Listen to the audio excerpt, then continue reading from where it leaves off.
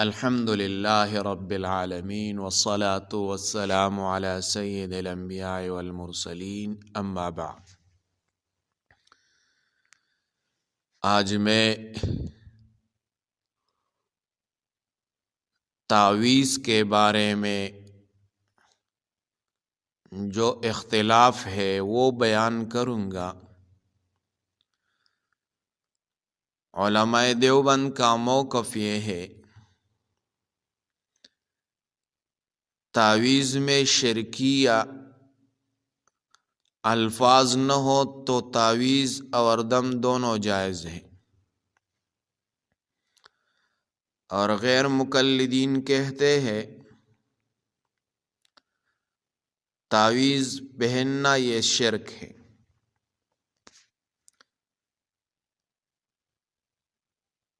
آج میں یہ مسئلہ صرف وہ دلائل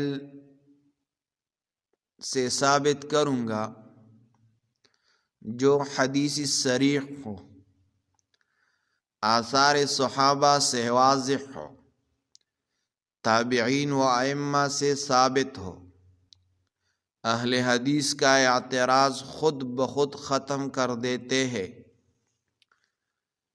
لیکن میں اس سے پہلے ایک بات کہنا چاہتا ہوں۔ وہ بات یہ ہے، اگر آپ ہمارے چینل میں نئے ہو تو ہمارا چینل سبسکرائب کریں تاکہ یہ ویڈیو زیادہ سے زیادہ لوگوں تک پہنچ جائے، اور ہمارے چینل میں لائیو آپشن وہ کھل جائے۔ تو علماء دیوبند دلیل پیش کرتے ہیں۔ دلیل نمبر 1، نبی علیہ الصلاۃ والسلام کا صاف حکم ہے، غیر شرکیہ دم و تعویذ جائز ہے۔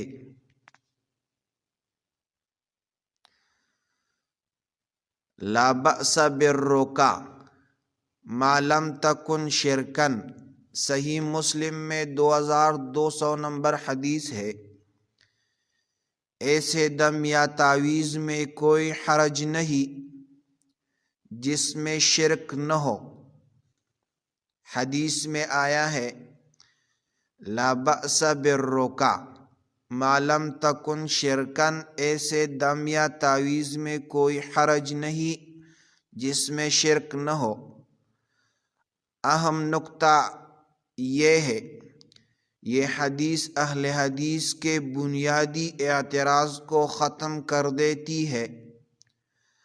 اگر تعویذ شرک سے پاک ہو، قرآن، دعا، اسماء الہی نبی علیہ الصلاۃ والسلام کے نزدیک جائز ہے۔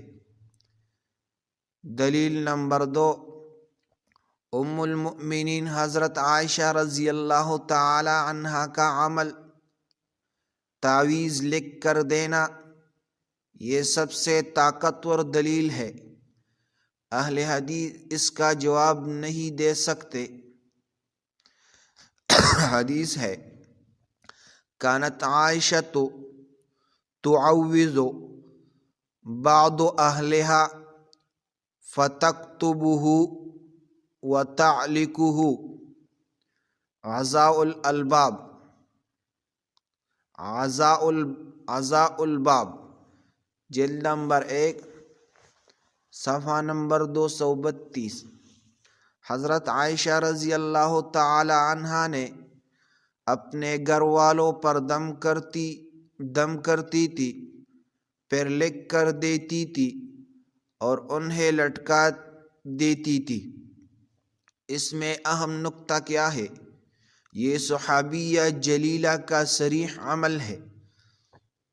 قرآن پاک یا دعا کا لکھا ہوا تعویذ لٹکانا ثابت ہے۔ اہل حدیث کہتے ہیں یہ سنداً ضعیف ہے، مگر 4 تابعین اور محدثین نے اس کو قبول کیا ہے، یعنی معنی کے اعتبار سے صحیح ہے۔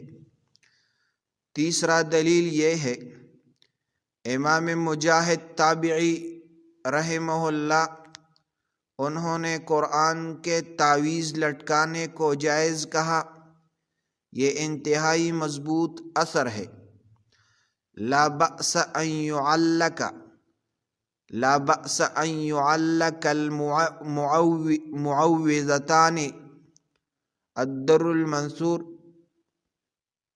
سورۃ الفلق میں معوذتین فلق اور ناس کو تعویذ بنا کر لٹکانے میں کوئی حرج نہیں۔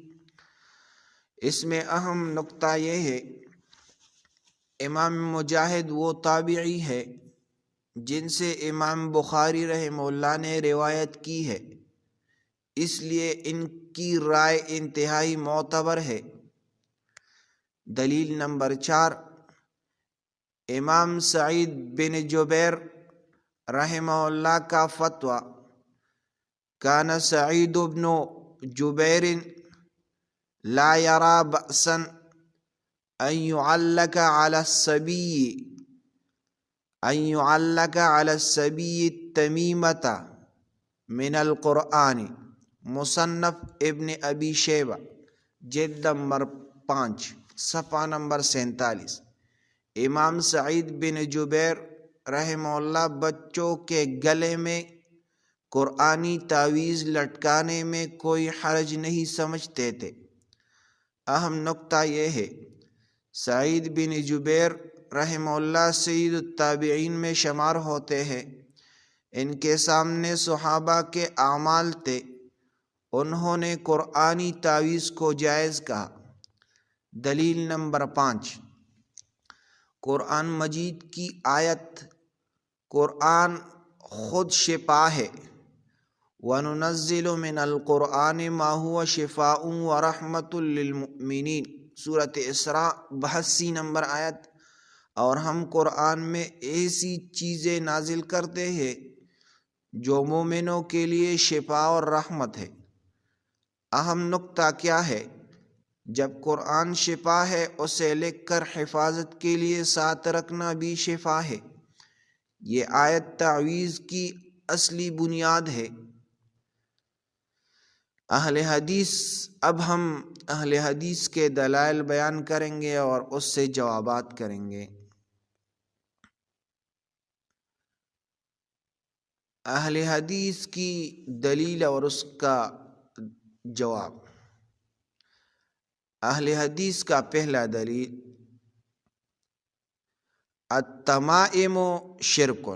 مسند احمد میں یہ روایت موجود ہے کہ تمیمہ باندھنا یہ شرک ہے، یعنی تعویذ باندھنا یہ شرک۔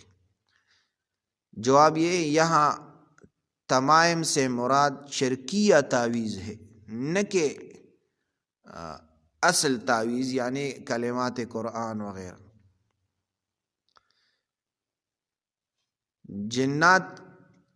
جنات کے نام جادو، غیر اللہ کو پکارنا، جبکہ قرآنی تعویذ تو اس میں تو شرکی الفاظ نہیں ہے، تو یہ دلیل اہل حدیث کی طرف سے مضبوط یہ دلیل ہے کہ التمائم شرک، تمیمہ باندھنا یہ شرک ہے، تو یہ اس کا دلیل ہے۔ بس یہ ایک دلیل ہے، یہ یاد کرے اور دوسروں کے ساتھ شیئر کرے۔ جزاکم اللہ احسن الجزا۔